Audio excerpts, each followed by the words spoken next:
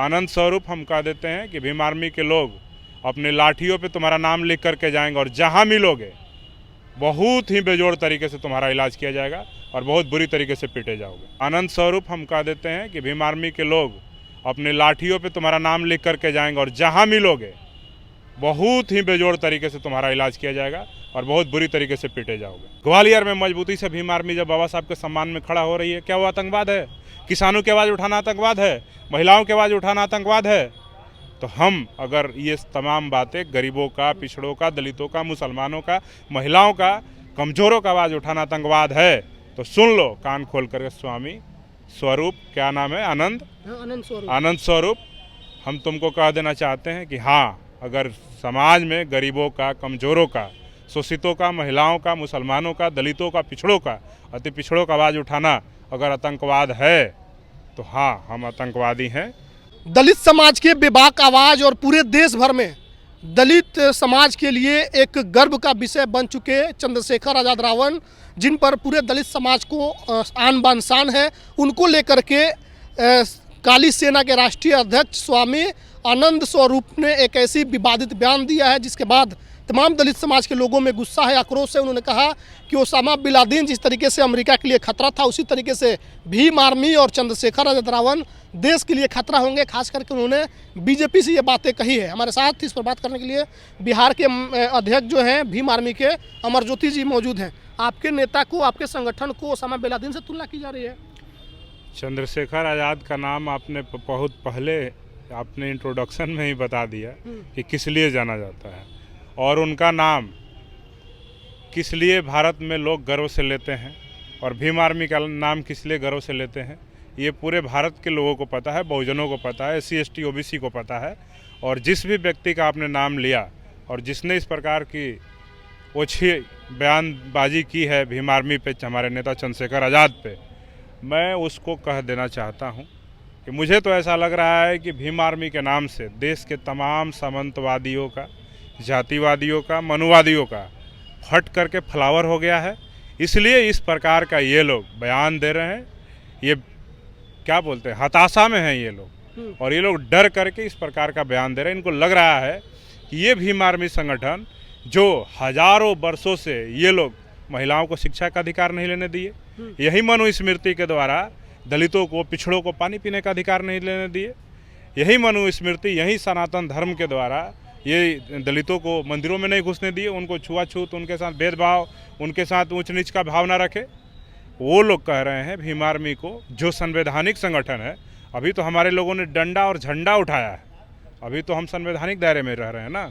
बाबा साहब डॉक्टर अम्बेडकर की बात कर रहे हैं, उनकी आवाज़ को बुलंद करने का काम कर रहे हैं, उनके दिए अधिकारों का इस्तेमाल करके अपने हक अधिकार की बात कर रहे हैं, अपने समाज को न्याय दिलाने की बात कर रहे हैं।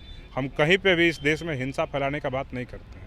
अगर भीम आर्मी से इतना डर लग रहा है सिर्फ झंडा डंडा उठा करके, गमछा उठा करके चलने वाले लोगों से, तो सोच लीजिए कि इस देश के जातिवादी, सामंतवादी, मनुवादियों की हालत क्या होगी जब भीम आर्मी के लोग अपने स्वाभिमान की रक्षा के लिए हथियार उठा लेंगे। तो क्या दलित समाज का आवाज़ उठाना आतंकवाद जैसे इस देश में माना जा रहा है? अब हमको तो लग रहा है कि मनुवादियों को डर लग रहा है कि ये 10 साल का संगठन जो सैकड़ों वर्ष पहले ये मनुस्मृति द्वारा, जातिवाद, सामंतवाद, मनुवाद के द्वारा जिस वर्ग को दबाने का कार्य किया गया, जिसको शिक्षा से वंचित रखा गया, उनके मूलभूत अधिकारों से वंचित रखा गया, वो समाज मात्र 10 वर्षों में भीम आर्मी के उदय होने के बाद आज इतनी मजबूती के साथ अपने हक अधिकार की आवाज़ उठा रहा है, अपने मान सम्मान की रक्षा करने के लिए झंडा डंडा लेकर सड़कों पर निकल जा रहा है। उससे ये लोग इतने डरे हुए लोग हैं।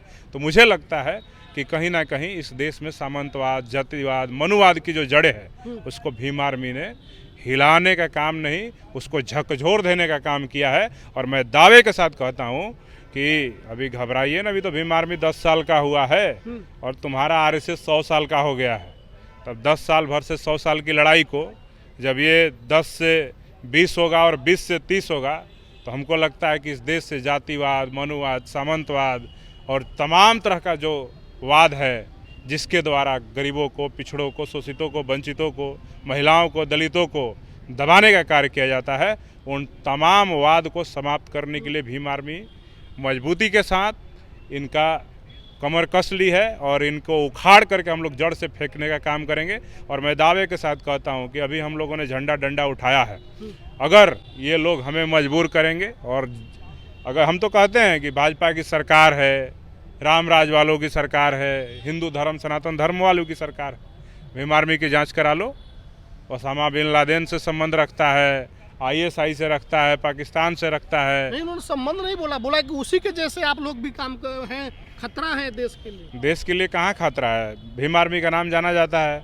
कहीं किसी पासवान समाज की बेटी का बलात्कार होता है तो उसके न्याय के लिए आवाज़ उठाने के लिए, कहीं रविदास समाज का बलात्कार होता है उसके आवाज़ उठाने के लिए, कहीं यादव समाज पे अत्याचार होता है, उनकी ज़मीनों को छीना जाता है, उनके भाइयों का कत्लेआम होता है उनके लिए, और देश के तमाम SC ST OBC धार्मिक अल्पसंख्यक मुसलमानों के लिए भीम आर्मी का आप बताइए ना, कहाँ कौन सा ऐसा काम आतंकवाद वाला रहा? कहीं बताइए।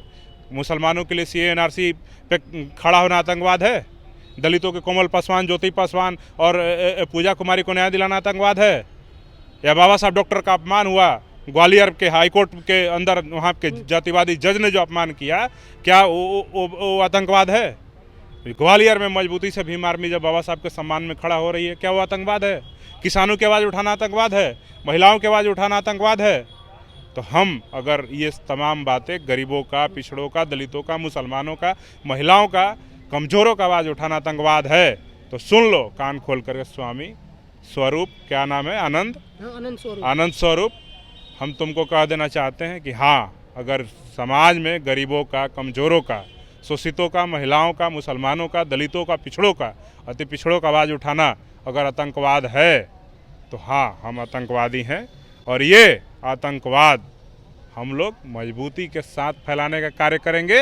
और हम कह देना चाहते हैं कि तुम्हारा जो आतंकवाद है, जो तुम जाति के नाम लेकर के दलितों को, पिछड़ों को दबाने का काम किए, मॉब लिंचिंग करके मुसलमानों को सताने का काम किए और महिलाओं पे दुर्व्यवहार करने का काम किए, तो ये लोग जब अगर आतंकवाद का बात करते हैं तो इनके ऊपर भी एक आतंकवाद का ठप्पा भीम आर्मी लगा रही है। ये लोग आतंकवादी हैं और जातीय आतंकवाद फैलाने वाले लोग, उन्मादियों को मैं सीधे तौर पे कह देना चाहता हूँ कि भीम आर्मी को छेड़ना तो फिर समझ लो कि भीम आर्मी का डंडा और झंडा दोनों मजबूत है। सबक सिखाएंगे। सबक हम कह रहे हैं ना कि अगर अपने बात पे तुम अगर माफ़ी नहीं मांगते हो तो आनंद स्वरूप हम कह देते हैं कि भीम आर्मी के लोग अपने लाठियों पे तुम्हारा नाम लिख करके जाएंगे और जहाँ मिलोगे बहुत ही बेजोड़ तरीके से तुम्हारा इलाज किया जाएगा और बहुत बुरी तरीके से पीटे जाओगे। चलिए, तो हमारे साथ अमर ज्योति थे। उन्होंने कहा कि अगर दलित, वंचित, कमज़ोर वर्ग का आवाज़ उठाना इस बाबा के नज़र से आतंकवाद है तो हम उससे पीछे नहीं हटते, हम वो चीज़ को करते रहेंगे। लेकिन असल मायने में जो आतंकवाद है, जिससे गरीब वंचित लोग खौफ खाते थे इनके जातिवाद, इनके पखंडवाद से, तो असल आतंकवाद इन लोगों ने फैला रखा है। इनका इलाज हम लोग कर रहे हैं, इसलिए इनको बेचैनी है। अभी 10 साल की हुई है, भीम आर्मी 100 साल के RSS पर भारी पड़ रही है। इस वीडियो पर आपकी क्या प्रतिक्रिया कमेंट करके जरूर बताइएगा। बहुत बहुत धन्यवाद।